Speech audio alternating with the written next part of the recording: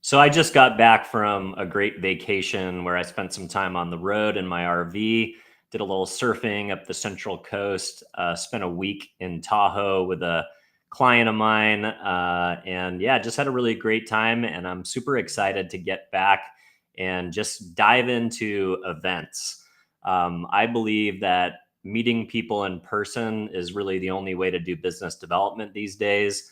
There's too much AI out there. There's too much spam. Email and LinkedIn is only going to get you so far. If you want to build relationships, you're going to have to see people in the real world. And the conference world is the best place to build those relationships. But you need to be super strategic about it. So you got to have a plan. Keith Ferrazzi used to call this conference commando.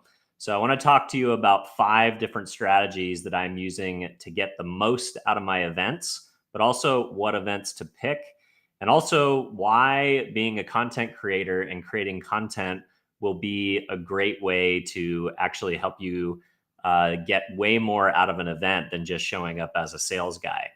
So the first thing that I want to talk about is the idea of registering as media or press versus being a business development person. So since launching the podcast, I've accumulated 30,000 followers, give or take, on LinkedIn, and a handful of subscribers and followers across other platforms. So I've got a decent audience now for the podcast. And when I look at the conference circuit, I don't generally just look at where the conference is, what industry it is, what types of executives are going to be there. But I also look at whether they provide a media pass. So many conferences have a free registration option for a media pass. And if you're a salesperson attending, it's usually the highest potential cost. You've seen the breakdowns of salesperson or vendor is this cost, agency gets a little discount, brand gets another type of discount, or maybe agency and brand get invited to come out for free as long as they take meetings with vendors. There's a little bit of a marketplace to it. But press basically gets in for free because we are providing exposure to the conference itself, but also the sponsors and also the other attendees. So the cool part about getting a press pass is not only is your badge say press instead of sales guy. So when you approach people, it's a little less standoffish, but you also get access to special areas and events within the conference itself. So the one that I want to deep dive into is a conference that I went to a couple of weeks ago. It's called the AWE USA Conference in Long Beach. It's the largest conference in and around alternate reality, virtual reality, and so basically AR, XR, VR. Over 12,000 people attended in Long Beach.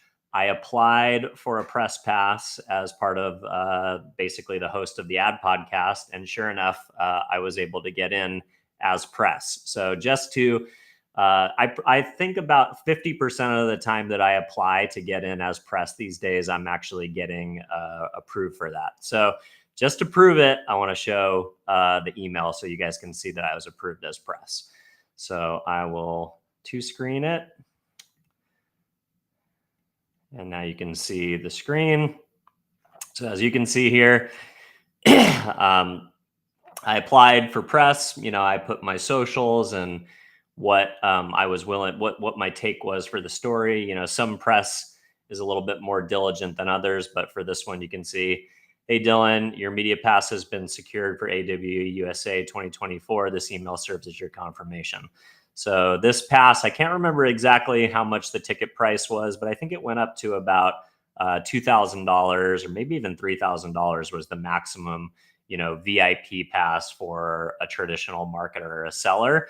So here's my press pass. It gets me in for no cost whatsoever to my consulting clients.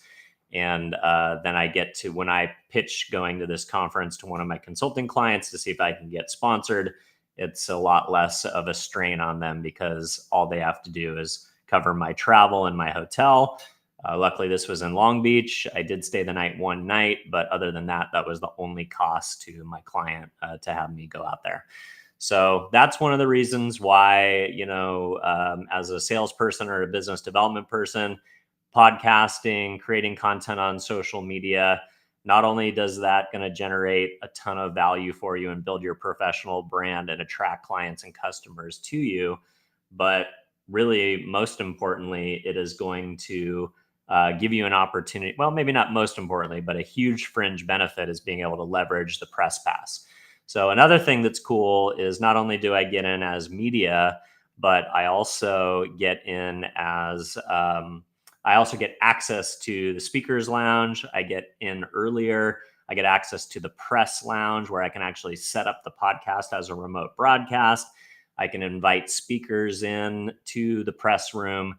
There's better Wi-Fi in there. There's food, just little perks, right? And not so shabby that it was a free opportunity as well to even get into the conference in the first place. So why should you be creating content? Why should you be building your personal brand as a business development person? Press pass and media for events is a huge fringe benefit to start. So how do you find events? Well, there's a few different ways. I've documented on the channel, one simple way is using Google Events. You can just go to Google Events, type in the keyword conferences in San Diego or conferences in my area this week, and Google Events will pop up most of the relevant conferences that are happening. To some degree, it's pretty powerful. But I've discovered this new tool called Vendelux, which is it has completely changed the game on my event strategy. So I'm going to share my screen again and go ahead and show you guys Vendelux. So this is Vendelux. You're seeing the free version of it right now. But basically what this thing does is it looks, I don't know how they do it. I think they have probably a blend of SDRs and analysts and people who are data scraping, whatever they do, I don't care. But it pulls up literally every conference in the world. I mean, I've looked for really obscure stuff and it's been on here. And then they match and give you a percentage of whether people are going to attend based on the fact if they're a speaker, if they're an exhibitor, if they've attended before, if the conference shares, attendee data some way. But they have a pretty good match list on who's coming to these events. As you can see, usually if you're not using the free version, you can sort by a multitude of different things. You can look at sponsors, attendee, job titles, topics, format, country, region. So usually what I'll come in is I'll each week sort by date for the current week. I'll start by looking at California. Then I'll look at drive time markets like Arizona and Las Vegas, maybe San Francisco, and then maybe I'll look nationally and then maybe globally. And then as you can see, I can come in here and look at the event. Normally with the paid version, you'll see how many attendees are coming to each of the event. You'll see the location, the hotel, what the cost is. So I'll just click on Marketing AI Conference, just so you can take a look at some of the other data that you get. And just to clarify, I am not affiliated in Vendelux with any way other than I love it and it's supercharged my event strategy. So I'll see some stats around attendees and exhibitors. I can click through to the site and apply for the press pass. I get an ROI calculator. I don't know how the hell they figure that out, but they give it to you. They give you a breakdown of the attendee industry, the job function, the seniority, and then you come down here and you generally will see how many attendees and exhibitors are coming. You get an idea of what person is coming, what are they speaking, what's their title, what company, and then you've got all this additional data on the paid version. And then you just click this button, it'll blow out the entire list. And then what I'll generally do is come in here and tab job title, and I'll drop in marketing, advertising, or some of my key differentiators for the titles that I go after. So then you just hit this button, it'll export all this to an email, to a CSV file. I'll import that into an email sequence like reply.io to do the outreach. Or if you're really, old school, you can reach out one by one. You can do hand-to-hand combat. You can upload it to your CRM and send out the invites that way, whatever way that you want to do it, you get all the details. So what I really love about Vendelux is not only do you get the contact information for everybody, but you can also just very easily scour the entire world and for dates of events and really just be on top of everything that's happening without having to subscribe to 10,000 newsletters and all the other ways that you would normally find events to go to. So not an ambassador or anything for Vendelux, but I definitely think it's a great tool. So what do you do with that data once you have it? Keith Ferrazzi, Conference Commando, always says, be prepared. Never go to a conference with the idea that you're just going to bump into people. I mean, I guess that happens from time to time. Maybe you go to something like South by Southwest and you just kind of enjoy the experience and flow from party to party and get to meet people that way. But I'm about preparation. I don't prepare too far in advance, maybe a week or so. Pull the Vendelux list, look at the speakers, do outreach to anybody who's relevant, who I think would be interesting. But again, being a content creator can totally change the dynamic of how you're reaching out to these prospects that you want to get in front of. So in the old days, before I started putting out content, I would basically find the contact information of the people. I would reach out to them. I would offer to maybe buy them a meal or coffee, give them a little bit about my value proposition, and try to set up sales meetings. And to be completely honest, back in the day when I was the only guy doing that, or, maybe one of a few, I would get a pretty good hit rate on that. But I remember last year at South by Southwest, I literally reached out to every single relevant speaker for generic meetings, and I maybe got 2 or 3 replies back. Not enough to even validate me going out there. So I actually skipped it last year. But because I've been creating content, now I completely have a different approach. So when I reach out to people who are going to be at booths or speakers, I don't reach out to them for meetings anymore. I reach out to them for interviews. So I don't, I'm not looking to sit down and do a 1-hour podcast the same way that I would do at home or if I had an event in San Diego. Really, that my goal is just to meet with them quickly, either on the showroom floor or at their panel, and basically pull them aside for a quick sidebar, do a little interview. And basically the interview is, I'll come up with 2 or 3 questions that are relevant to the show. For AWE was like, what's the number one problem that is facing the VR XR industry from a marketing perspective? Or what are you doing at the show this season, and what are you looking to accomplish here? So basically just give them an opportunity to introduce themselves, their company, their brand, talk a little bit about what they're doing and their value proposition. For AR XR, it was a great opportunity to actually demo hardware because the VR XR stuff looks really good on film. So if there's a demo opportunity, you can capture that and then, get some thought leadership from them. What do I shoot it on? It's pretty simple. I've got my phone, which is basically cinema quality HD camera now. So, this doesn't look that uncommon. I'm probably going to upgrade to a gimbal soon because gimbals not only help you balance out the motion, but it also just looks a little bit more professional. But DJI gimbal with an iPhone is completely acceptable now. A DLSR, I think, is a bit overkill and probably requires you to carry around more equipment than you would generally like. The other thing that I use is these Rode microphones. The Rode wirelesses, the RX and the TX wireless ME. And basically what these allow me to do is get good quality audio no matter where I am on the showroom floor. So I could literally be in a room where 10,000 people are screaming, and I take the one, this one plugs into my phone. So that's where I get the into camera. I'll generally clip it on my lavalier or just clip it on my shirt. Usually I'm wearing a dress shirt when I'm at a conference. And then I hand this one to the participant.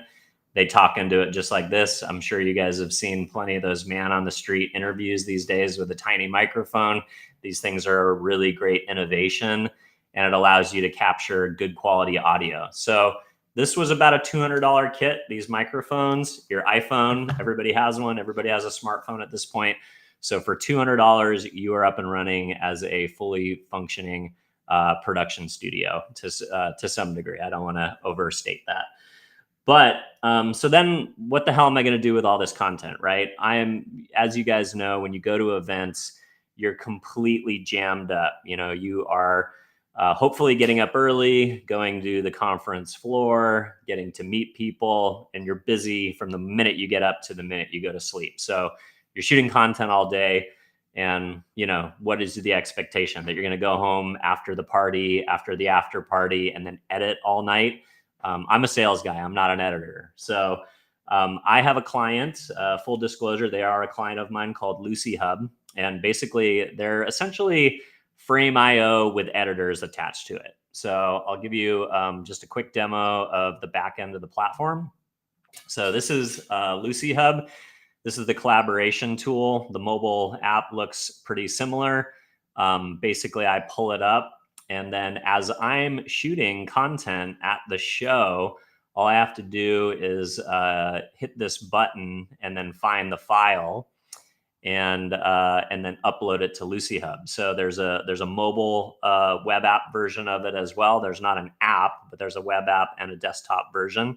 And basically, as I am shooting content in real time, I'm then attaching it and editing it and uploading it to LuciHub. So what happens is the minute my clip hits the desk at LuciHub, there are assistant editors that are starting to put together string outs.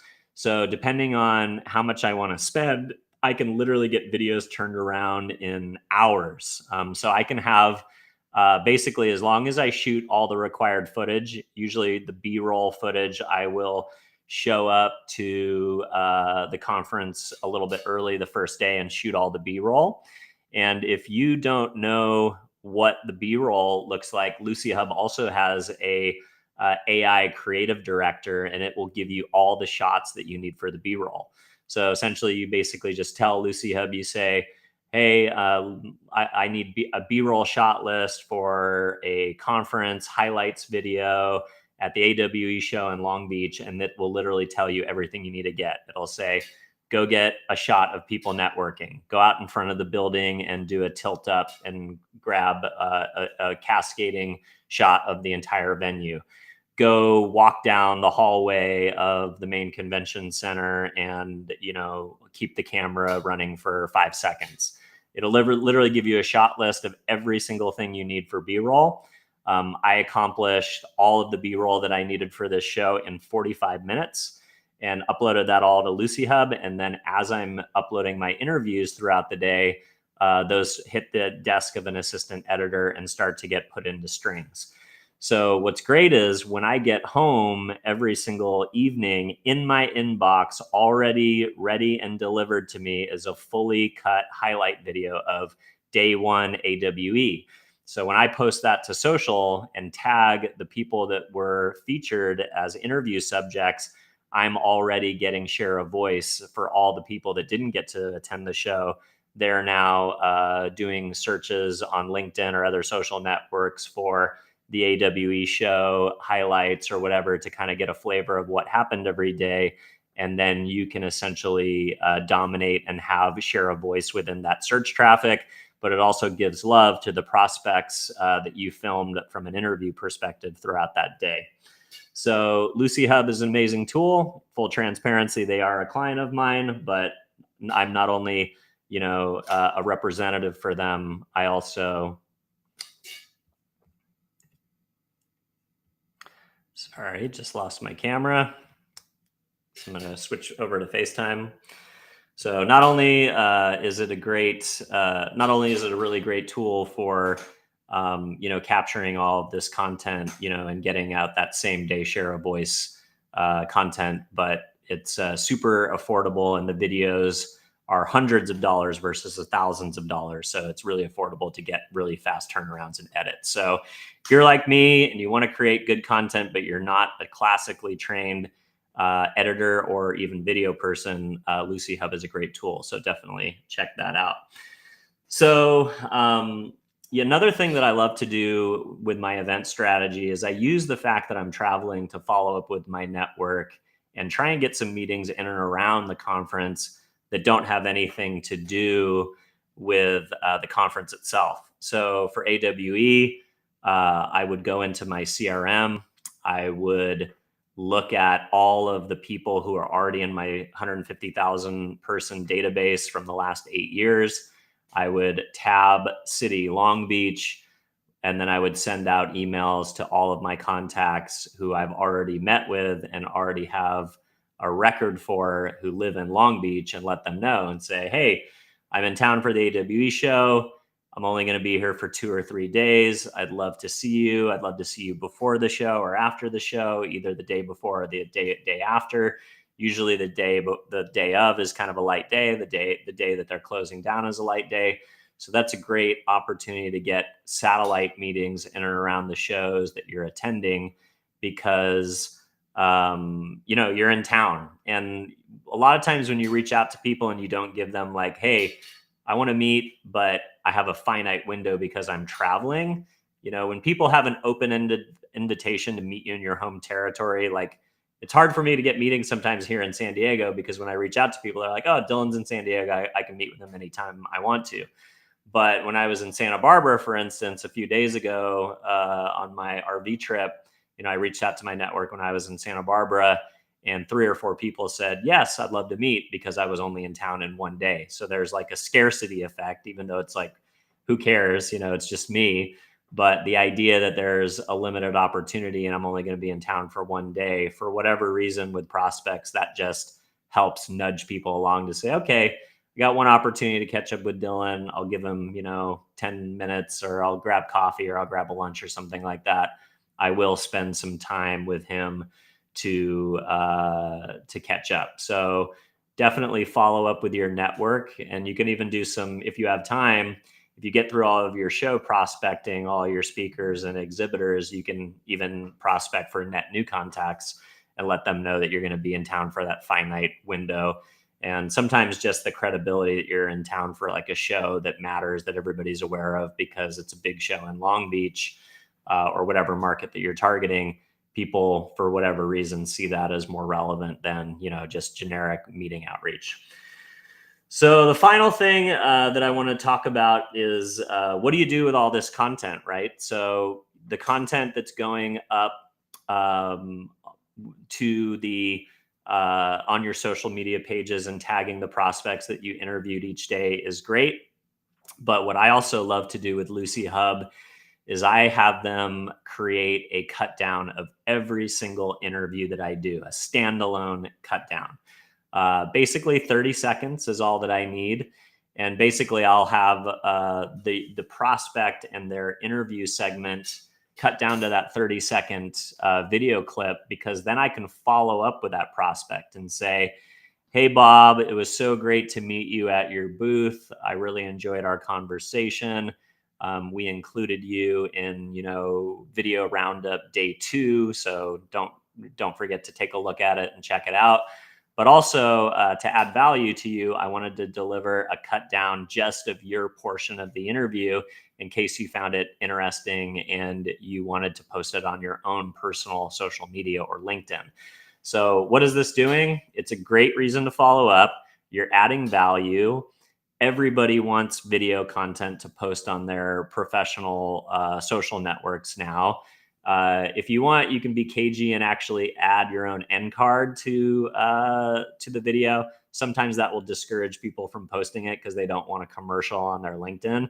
But I've done it both ways. I've sent the video unedited, or I've sent it edited with no end card, and I've sent it with the end card. The end card does tend to get a little bit less adoption rate, but either way, it's just a great opportunity to follow up with the people that you interviewed at the show, add value, start a conversation, and hopefully they will post that on their LinkedIn. They'll tag you, they'll tag the company that you were representing. And it's just a great way to generate additional follow-up opportunity from the event, and then get your brand out there in a stronger, more positive way. So I hope that you found that interesting. I definitely am super excited to continue to develop this content creator event strategy as I head out on the road this summer and into the fall and attend industry conferences on behalf of my clients. I think it's a winning strategy. It helps me build my personal brand. It makes me more relevant. And I found some really great tools to supercharge both the research component and outreach, like Vendelux, and then also LuciHub to make sure that I'm delivering content in an expedient, fast way and getting that content up on my pages and out to prospects. So, if it takes forever, then it basically isn't worth the time. So that's all I got for today. Hope you found this interesting. If you did, don't forget to share it with somebody in your network that might gain some value from it. And if you want to talk more about this, you can always slide into the DMs. I'm always excited to talk to other sellers or marketers about some of these strategies. So with that, I'll go ahead and sign off. Have a great week and